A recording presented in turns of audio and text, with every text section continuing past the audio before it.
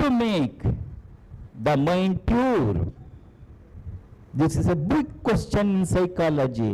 ನಿನ್ನ ಮನಸ್ಸನ್ನು ಶುದ್ಧೀಕರಣಗೊಳಿಸುವುದು ಹೇಗೆ? It's a very big question still now in psychology. ಬೇಕಾದಷ್ಟು ಬುಕ್ಸ್ ಬಂದು ಹೋಗಿದೆ ಅದ್ರ ಬಗ್ಗೆ. ಅದಷ್ಟು ಸುಲಭ ಅಲ್ಲ ಮನಸ್ಸನ್ನು ತೊಳೆಯೋದು. ದೇಹವನ್ನು ತೊಳೆದು ಬಿಡಬಹುದು, ಮನಸ್ಸನ್ನು ತೊಳೆಯೋದು ಹೇಗೆ? ಶುದ್ಧ ಆಲೋಚನೆಗಳು, ಶುದ್ಧ ಚಿಂತನೆಗಳು, ಇವುಗಳಿಂದ ಮನಸ್ಸನ್ನು ಶುದ್ಧಿಗೊಳಿಸಬಹುದು ಅಲ್ಲ. U can not. ಇದೆಲ್ಲ ಕೆಲವು ಫಾರಿನ್ ರೈಟರ್ಸ್ ಬುಕ್ ಎಲ್ಲ ಓದಿದಾಗ ಆಶ್ಚರ್ಯ ಆಯ್ತು. ಅವರು ಹೆಸರೆಲ್ಲ ಮಾಡ್ತಿಬಿಟ್ಟೆ. They say no, it can not. ಬರೀ ಶುದ್ಧ ಆಲೋಚನೆ,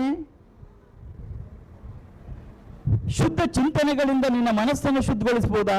ಅಲ್ಲ, ಆಗಲ್ಲ. ಅದನ್ನು ರಾಮಕೃಷ್ಣ ಪರಮಹಂಸ ಹೇಳ್ತಾರೆ. ಬರೀ ನಿನ್ನ ಶುದ್ಧ ಆಲೋಚನೆ, ಶುದ್ಧ ಚಿಂತನೆಗಳಿಂದ ಮನಸ್ಸನ್ನು ಶುದ್ಧಿಗೊಳಿಸಬಹುದು ಅಂದ್ರೆ ಇದು ಹೇಗೆ ಗೊತ್ತಾ? ಆನೆ ಕರ್ಕೊಂಡು ಹೋಗಿ ಸ್ನಾನ ಮಾಡಿಸ್ದಾಗೆ ಅಂತ ಉದಾಹರಣೆ ಕೊಡ್ತಾರೆ ಪರಮಹಂಸರು.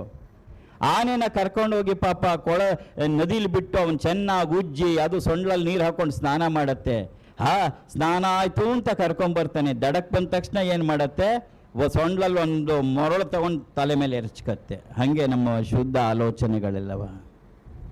Then how to make the mind the pure ಅಂದರೆ ಕೊನೆಯ ಕನ್ಕ್ಲೂಷನ್ನು ಸ್ವಾಮಿ ವಿವೇಕಾನಂದ ಹೇಳ್ತಾರೆ, it is only the name of God. ಭಗವಂತನ ಸ್ಮರಣೆಯಿಂದ ಮಾತ್ರವೇ ಮನಸ್ಸು ಶುದ್ಧವಾಗಬಹುದೇ ಹೊರತು ಬೇರೆ ಯಾವ ಮೆಥಡಾಲಜಿನೂ ಆಗಲ್ಲ ಅಂತ ಹೇಳ್ತಾರೆ.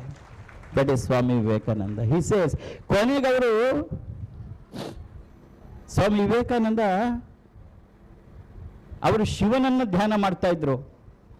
ಅದು ಕಾಳಿಗೆ ಟರ್ನ್ ಆಗೋಯ್ತು. ಕಾಳಿ ಕಾಳಿ ಕಾಳಿ ಕಾಳಿ ಕಾಳಿ. ಕೊನೆಗೊಂದು ಕಡೆ ಬರೀತಾರೆ, ಓದ್ಬೇಕು ನೀನು ಅವ್ರ ಪುಸ್ತಕಗಳನ್ನ.